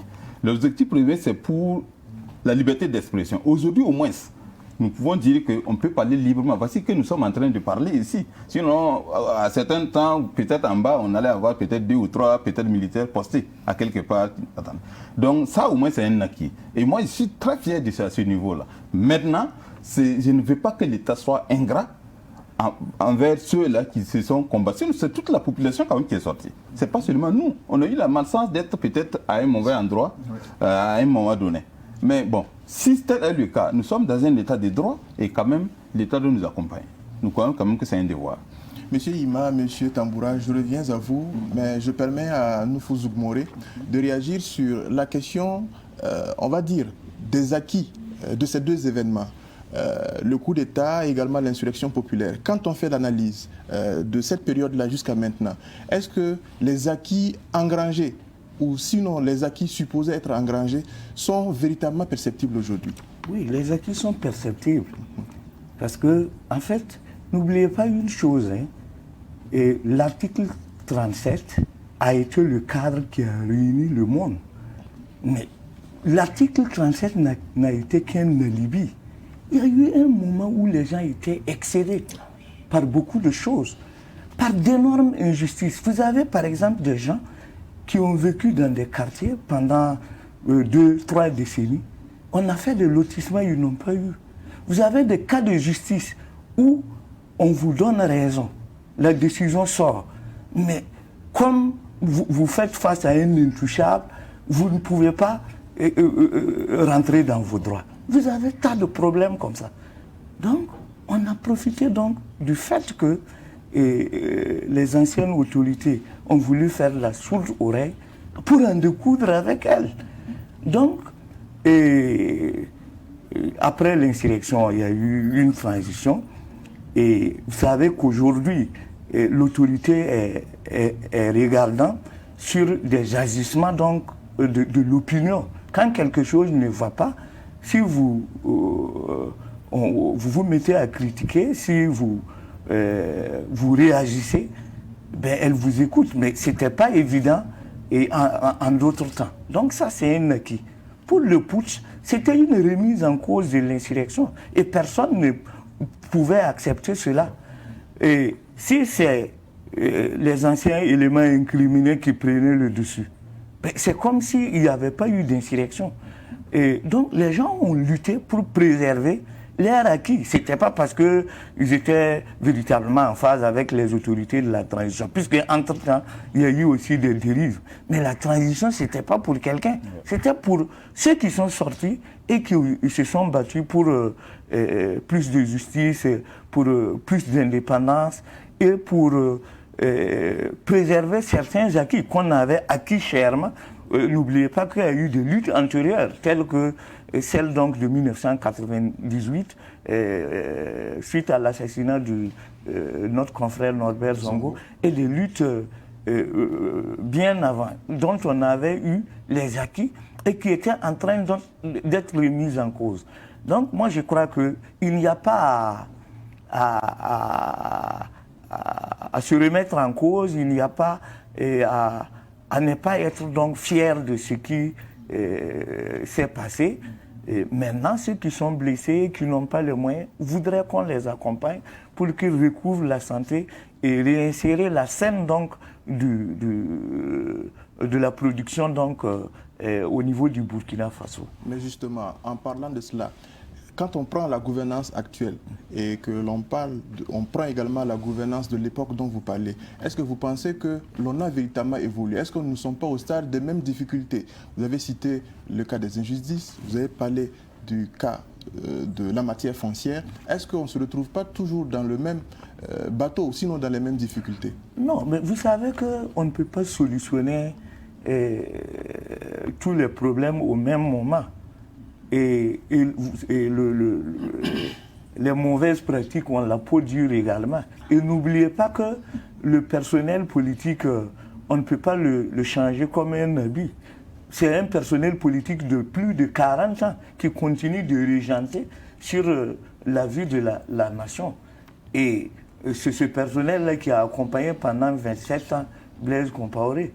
Et vouloir qu'il change par coup de baguette magique, ce serait étonnant. Mais ce qui est intéressant, c'est qu'on peut interpeller aujourd'hui. Interpeller pour qu'il fasse le dos rond, juste le temps que ça passe pour continuer, on n'en disconvient pas. Mais quand quelque chose se produit, on peut interpeller. Et quand on interpelle, même s'ils font semblant, c'est déjà un acquis. Déjà, on dit ici, à un certain moment, qu'il faut écrire sur nos dos, comme pour dire que, bon, le chien aboie, la caravane passe. Ça ne peut plus être possible. Et puis, ceux qui sont là aujourd'hui, et principalement le président Roch, il sait que même s'il veut, après ce mandat, il faut qu'il aille se reposer à tuer. Il ne peut pas rebelloter. En d'autres temps, ça ne pouvait pas se faire. Et vous avez vu l'extractation qu'il y a eu avec les réformes, suite donc à l'assassinat de Norbert Zongo, et les débats sur la rétroactivité de l'article 37, les 2 mandats qu'on a fait pour maintenant après dire que on va soumettre ça à un référendum. En fait, c'était de fuite en avant. Aujourd'hui, ça ne peut pas se faire. Donc, moi, j'estime que c'est un acquis. Et puis, je crois que c'est parce qu'on peut parler plus aujourd'hui qu'on pense que c'est pire qu'avant. Avant, c'était l'omerta souvent. On ne pouvait pas réagir. Donc, bon, on ne pouvait pas prendre souvent la mesure des injustices ou la mesure donc de gabegie et tous les autres mots qu'il y avait, à mon avis. Merci, M. Zougmoré. Je reviens à vous, M. Tamboura, et notamment pour ce qui est, on va dire, de l'accompagnement des victimes de l'insurrection populaire. Est-ce que, pas au niveau des autorités, mais plutôt peut-être de la société civile, qu'elle soit du Burkina Faso ou d'ailleurs, et également des organismes internationaux, vous avez bénéficié d'accompagnement? Oui, nous avons bénéficié d'un don de la CEDEAO, je crois, de 500 millions, qui certes a créé des remous entre nous, mais au moins on sait quand même qu'on a bénéficié d'un soutien. Et en dehors de ça, bon, je pense que tout ce que nous avons reçu provient de notre gouvernement. Et je pense qu'en dehors de ça, il n'y a pas eu autre chose. Hein. D'accord. Ouais. Monsieur Ima, c'est pratiquement la même chose chez vous ou vous avez bénéficié, vous n'avez plutôt pas bénéficié d'accompagnement, aussi bien d'organisations de la société civile ou d'organismes internationaux? La société civile, non, mais nous avons bénéficié également, comme ce que lui il a dit, du soutien de la CEDEAO. Mais je le corrige parce que nous avons bénéficié, c'est 50, parce que c'est $1 million. Et les $1 million nous fait savoir que c'est 50% qui est venu. Et depuis lors jusqu'à aujourd'hui, ce n'est pas encore venu. Et la fois passée, lors d'une conférence de paiement, nous avons interpellé le gouvernement que ça ne devrait pas se faire. Parce que dans un État où une institution comme la CEDEAO s'engage à accompagner des victimes et qu'il donne même, puisqu'on a même reçu le chèque en bois, et c'est $1 million, les 50% sont venus. Et si les autres 50% depuis plus de, je vais dire, 6 ans ne sont pas encore arrivés, quand même l'État a l'obligation d'interpeller la CEDEAO. Ce 50% ont servi à quoi? Oui, ça a été partagé entre les victimes. Je crois que 400 000 francs pour les blessés et 1 million 200 pour les victimes décédées. Les familles des victimes décédées. Voilà. Mais le reste, jusqu'à aujourd'hui, bon, on est en attente en fait. Et je crois quand même qu'on va profiter pour interpeller la CEDEAO si ce n'est pas encore venu. Mais eux aussi n'ont qu'à essayer quand même parce qu'ils ont promis, ça devient quand même une dette. Ah oui, il faut qu'ils nous envoient les autres. Là-dessus toujours, qu'est-ce que les autorités disent sur la question? Quels sont les retours qu'ils vous ont fait par rapport à ce retard? Bon, ce qu'ils nous ont dit, ils disent seulement que ils ont reçu les 50%, c'est qu'on a pu se partager et qu'il y a un certain montant qui reste pour ceux qui ne se sont pas présentés. Et le reste, là, ce n'est pas encore arrivé. Bon, nous aussi, on prend ça comme tel, espérant que la CEDEAO va réagir. D'accord. Merci bien, Monsieur Ima. On pourra parler de toute autre chose. Et là-dessus, on va s'intéresser à la commémoration de l'insurrection populaire. On le sait, pour cette année encore, cela a été marqué par notamment les discours à la fois, on va dire, des représentants des familles des victimes, mais également du président du Faso, avec à côté, on va dire, un dépôt de gerbes de fleurs.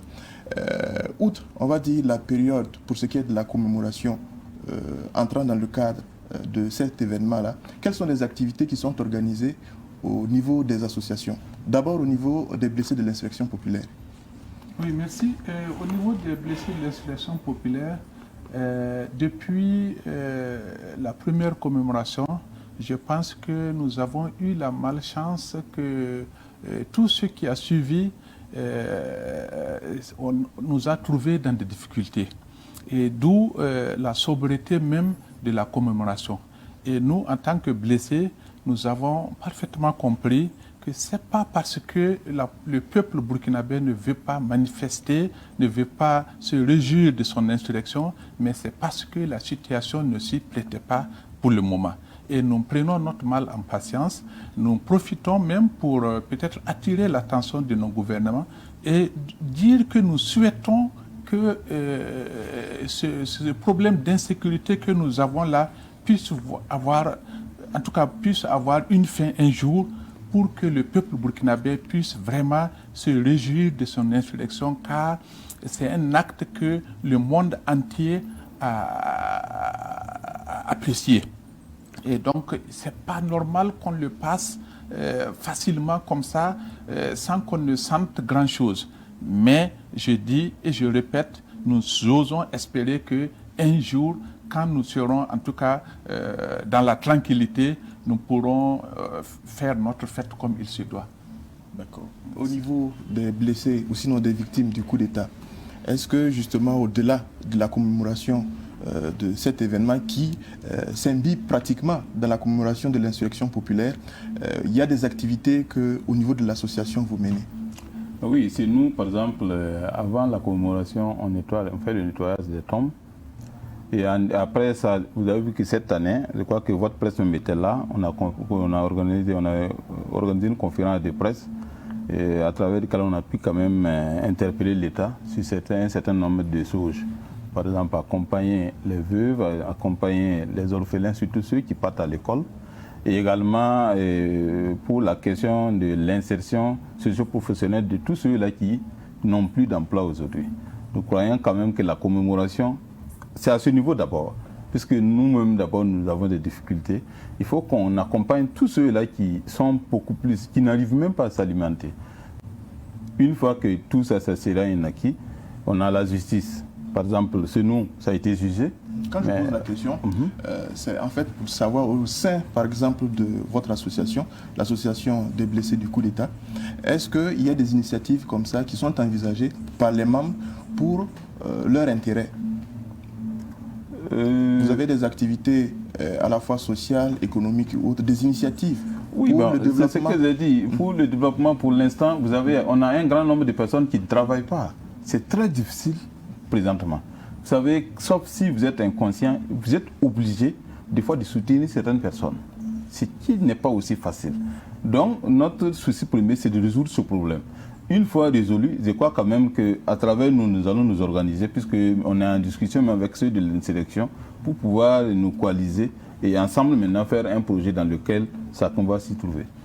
D'accord. Voilà. Monsieur Tamboura, pour ce qui est de l'actualité, on a pu constater que toujours pour ce qui est de la période de la commémoration de l'insurrection populaire, on a pu voir le représentant, le porte-parole des familles des victimes, monsieur Poirelibou, voilà, qui, dans son mot, a, on va dire, donné un ultimatum au président du Faso pour, bien sûr, la prise en charge, ou sinon, de porter un intérêt particulier sur la situation des victimes. Qu'en est-il véritablement pour cette question-là? Oui. Pourquoi en êtes-vous arrivé là? Bon, je pense que c'est peut-être aller un peu trop fort. Sinon, je trouve que c'est vrai que, en tout cas, en ce qui concerne les blessés de l'insurrection, et je dirais même, je parle sur la supervision du coup d'État et du coup d'État, je pense que nous avons compris la situation du pays. Nous savons ce que l'État a fait pour nous et nous savons ce qui manque. Maintenant, tout n'est pas rose, c'est vrai. Et nous espérons qu'avec nos autorités, puisqu'on a une oreille attentive au niveau de nos autorités, nous pensons que tant que le dialogue va continuer, tant que, en tout cas, l'oreille là sera toujours là, nous pourrons toujours, en tout cas, émettre nos doléances et puis éventuellement peut-être trouver des solutions. Mais si aujourd'hui on parle d'ultimatum, est-ce qu'on peut dire qu'il y a dialogue? Bon, je pense que ceux qui ont donné l'ultimatum, moi je ne dirais pas que nous nous désolidarisons, mais ce qui est sûr, nous n'avons pas pour le moment pensé au niveau des blessés de l'insurrection, pensé à donner un ultimatum à notre gouvernement parce que nous pensons très sincèrement que notre gouvernement fait de son mieux. Nous avons besoin de plus, mais ce n'est pas dans des mots forts qu'on va l'obtenir. Et nous souhaitons que nos autorités, en tout cas, nous voient dans ce sens-là. Quand vous dites aussi que peut-être que vous en voulez plus, est-ce que vous ne pensez pas que le fait que l'État aussi tarde à réagir, c'est que vous en demandez trop? Nous ne demandons pas beaucoup. Ça, je pense que c'est juste le minimum. Par exemple, demander à ce qu'on vienne en aide aux démunis, à ceux qui sont infirmes, qui ne peuvent pas se débrouiller pour manger, je pense que ça, c'est pas demander trop. Bon, pour vraiment demander une justice pour ceux qui sont sortis, qui sont morts et ceux qui sont blessés, ça, je pense que c'est pas demander trop. Demander éventuellement une indemnisation, je pense que ce n'est pas trop demander à l'État. Maintenant, en dehors de ces 3 points, tout le reste, nous disons que comme nous avons une oreille attentive auprès du gouvernement, je suis sûr et certain que nous pourrons trouver des consensus de part et d'autre. D'accord. Je reviendrai à vous, M. Tamboura, pratiquement pour la même question. Juste permettre à M. Zoumouré de réagir aux propos confiés par M. Tamboura. Oui, bon. On ne peut pas être plus royaliste que le roi, puisque c'est eux qui vivent leur situation et qui savent jusqu'à quel niveau se situent les difficultés. Mais le constat que je fais, c'est que depuis un certain temps, nous avons des autorités. Je donne une image qui va peut-être choquer, je m'excuse d'avance. Ils apparaissent comme un âne. Si on ne tape pas, il n'y a pas d'avancée. Et nos autorités, souvent, certaines choses, elles peuvent le faire aussi facilement. Mais elles attendent qu'il y ait des réactions violentes pour réagir ou pour résoudre donc ces problèmes. Donc je crois que, et comme les gens aussi savent que quelquefois il y a un laxisme, c'est ce qui fait qu'ils haussent le ton.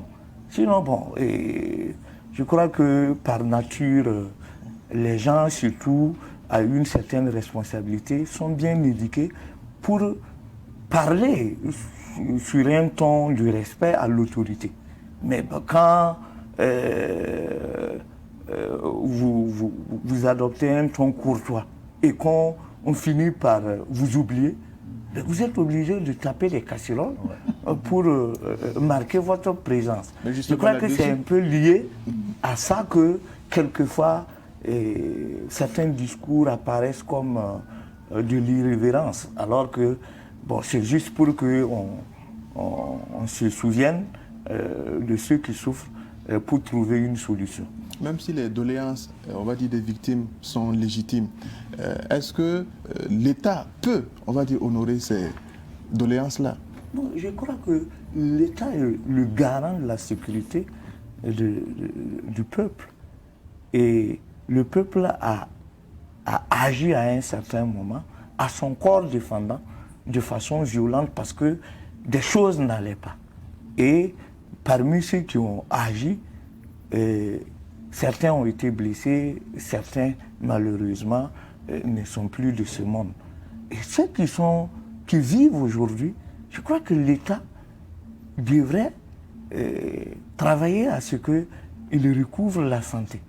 Et si on peut avoir des milliards pour organiser des festivités par-ci, par-là, c'est pas quand même un peu de moyens qu'on ne peut pas avoir pour soulager des gens qui se sont battus pour une cause noble.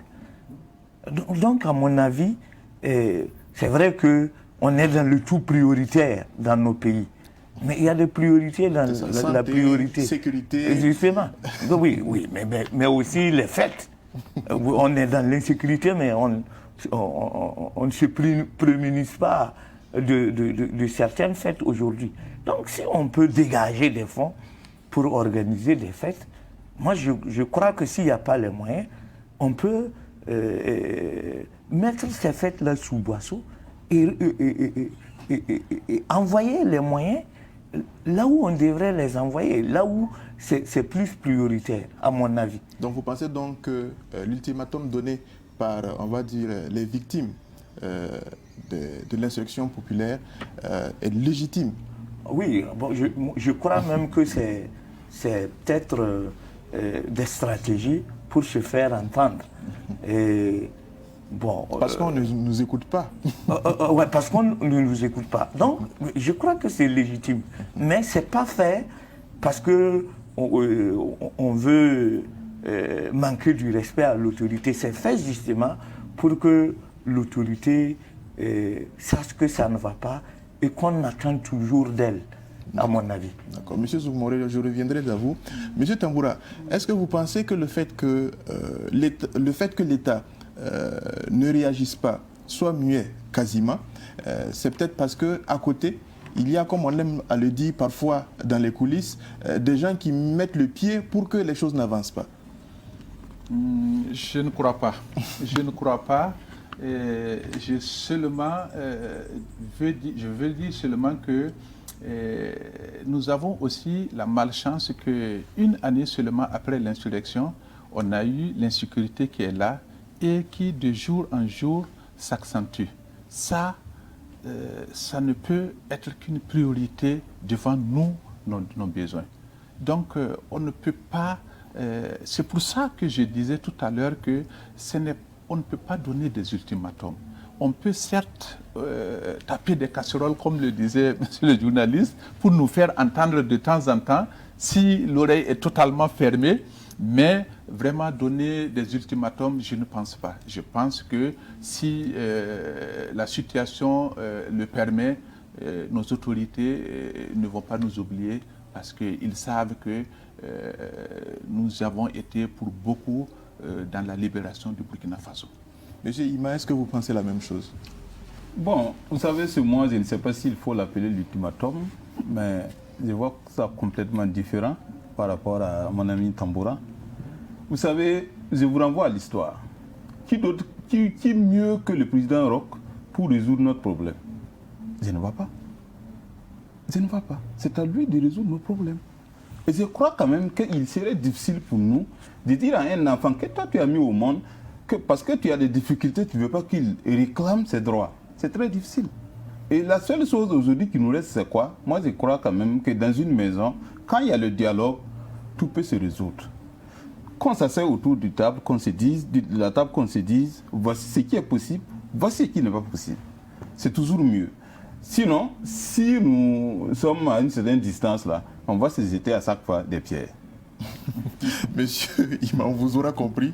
Monsieur Zoumoré, réaction par rapport au dire, on va dire, à la fois de monsieur Ima et de monsieur Tamboura. Oui, bon, tout ce que je sais, par expérience, il faut bander les muscles à certains moments avec l'État et avec l'autorité. Parce qu'on est dans le tout prioritaire. Même l'insécurité aujourd'hui, vous avez des militaires qui reviennent des théâtres des opérations blessés, mais après le premier soin, ils sont laissés à eux-mêmes. Donc, cette rengaine de l'insécurité qui nous ravale tous nos problèmes, c'est pas vrai. même les premiers concernés, les premières victimes de l'insécurité aussi se plaignent, comme les victimes de l'insurrection et du putsch. Donc à chacun de faire du bruit. Sinon, les gens, généralement, surtout les politiques, ben, ils ont d'autres agendas. Ils ont d'autres agendas et ils n'ont que faire souvent de vos problèmes, même si c'est des problèmes réels. Donc, moi je crois que celui qui a lancé l'ultimatum, là, il a raison. Il a raison parce que le pays connaît beaucoup de problèmes, mais les premiers à faire comme s'il n'y a pas de problème dans ce pays, c'est bien ces autorités. Vous entendez, c'est vrai que c'est des présomptions, mais il n'y a pas de fumée sans feu. Sans feu. Sans feu. Vous entendez que des gens ont pris beaucoup de millions par-ci, qu'ils ont pris beaucoup de milliards par-là, qu'il y a des conflits d'intérêts avec telle autorité et avec telle autre. Vous croyez que celui qui est conscient que son pays est attaqué va fermer basse sur les deniers de l'État? Il va puiser de façon indue dans le couscoussier national, comme on l'a dit. Donc, moi je crois que c'est légitime que ceux qui ont des difficultés continuent d'attirer l'attention de l'État. Parce que si on voyait des efforts au niveau dont M. Tamboura a cité, si on voyait des réels efforts, on pouvait calmer un peu des ardeurs. Il n'y a pas d'effort. Et le plus souvent, c'est quand c'est la capitale ou les grandes villes qui sont attaquées, que l'autorité se souvient même qu'il y a l'insécurité. Quand c'est dans nos villages, là, on ne parle pratiquement pas. La dernière fois qu'on a dit que Ouagadougou va être attaqué, vous avez vu tous les communicants, que ce soit la gendarmerie, la police ou l'armée, sont sortis pour démentir. Parce qu'on a besoin d'une certaine sérénité. Parce que la bière continue de couler à flot à Ouara. Mais dans certains de nos villages où il y a pratiquement personne, est-ce qu'on en parle? Donc moi, je crois que ceux qui véritablement ont tendance à vouloir en découdre avec l'autorité là, ils n'ont pas tout à fait tort, hein, parce que il ne faut pas attendre qu'on résolve un problème dont on n'est pas sûr de résoudre dans 10 ans même, pour qu'on résolve vos problèmes. Bon, vous avez la chance de mourir entre-temps. Merci bien, M. Zougmoré. On va faire un tour de table avant de nous dire au revoir. Alors, une dernière question. C'est vrai, et vous l'avez fait remarquer, le Burkina Faso est confronté à un certain nombre de réalités qui pourraient justifier le fait que nos autorités aujourd'hui soient lents, ou du moins lentes, j'aurais dit, pour ce qui est de leur réaction face à vos doléances. Mais au vu justement de ce contexte-là, au vu de ces réalités-là, quel est le message que vous avez justement à leur porter? Je commence avec M. Tamboura. Bon, la première des choses, vraiment, moi je vais toujours encourager les autorités à faire, en tout cas comme d'habitude, à nous regarder, sinon plus, parce que jusqu'à présent, on n'est pas satisfait, hein, ça il faut le dire. Et donc nous allons demander à ce que nos autorités, c'est vrai que nous avons des difficultés de part et d'autre, mais de ne pas oublier ceux qui sont morts, ceux qui sont blessés, qui sont pratiquement, qui ne peuvent rien faire. Vraiment, s'il y a une possibilité pour les voir, nous en appelons en tout cas à nos autorités. Ça, c'est mon cri de cœur. D'accord. On espère que si l'État dit que c'est coincé, vous n'allez pas taper les casseroles. Aussi. Ok, monsieur Ima. Oui, vous également, qu'est-ce que vous avez, on va dire, comme message à l'endroit de nos autorités, tout en sachant que nous sommes dans un contexte où, M. Zougmoré l'a dit, hein, les priorités sont azimuts. Alors, quel message vous avez à leur endroit, notamment pour ce qui est des victimes du coup d'État de septembre 2015? Je souhaiterais d'abord que vivement le Burkina retrouve la paix, parce que c'est ça qui est au-dessus de tout.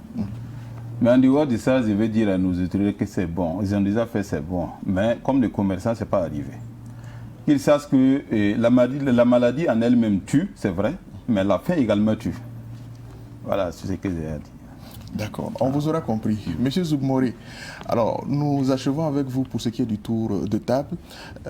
Ils l'ont dit, les victimes pour ce qui est de l'insurrection populaire d'octobre 2014, mais également des victimes pour ce qui est du coup d'État de septembre 2015, souhaitent que l'État soit regardant par rapport à leur situation. Mais on n'oublie pas que nous sommes dans un contexte tout particulier. Alors, s'il y a un mot à dire, quel mot direz-vous? Non, je crois que ceux qui sont tombés ou ceux qui sont malades aujourd'hui, parce qu'ils sont sortis, soit à l'insurrection ou pendant le putsch, pour sauver ce qui était à sauver, et ils apparaissent un peu comme des combattants aussi. Donc, ceux qui ont d'extrêmes difficultés doivent toujours continuer à avoir de l'accompagnement. Et on ne devrait pas oublier aussi les enfants de ceux qui sont tombés.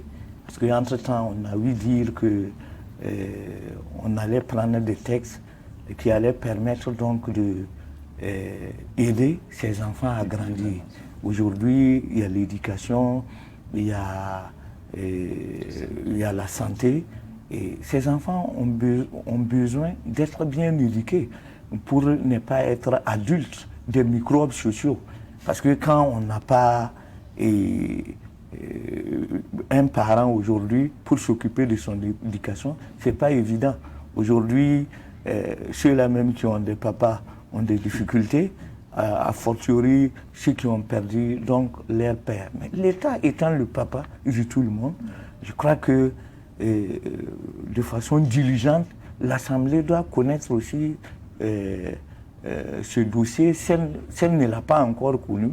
Et le plus souvent, vous voyez des décisions qui sont prises, mais à l'application, les textes d'application font défaut. Il faut rapidement trouver des solutions à ça pour que ces enfants qui ont perdu leurs parents, et à l'occasion donc de lutte pour plus donc de légitimité, pour plus de justice, pour plus de bonne gouvernance et de démocratie dans notre pays, ces enfants puissent aussi avoir la garantie qu'ils vont avoir une bonne éducation et pouvoir s'insérer dans la société demain. Merci, M. Zougmoré. On retiendra de vous qu'il faille nécessairement que l'État soit regardant sur, bien sûr, on va dire, les enfants en particulier, qui sont considérés comme étant l'avenir d'un pays, à savoir le Burkina Faso. Et c'est sur ces mots que ça fait débat prend fin. Je rappelle que pour cette séance d'échange, je recevais pour le débat M. Issaka Ima, il est secrétaire général de l'association des blessés du coup d'État. À côté de lui, il y avait également M. Adama Tamboura qui est chargé de communication au niveau de l'association des blessés de l'insurrection populaire. Monsieur Noufou Zougmoré, journaliste. Merci à vous d'avoir répondu présent et d'avoir accepté d'échanger avec nous. Merci. À vous qui avez pris part à ce temps d'échange, merci et très bonne suite en compagnie de nos programmes. Rendez-vous la semaine prochaine pour un autre numéro de 7 jours dans la savane.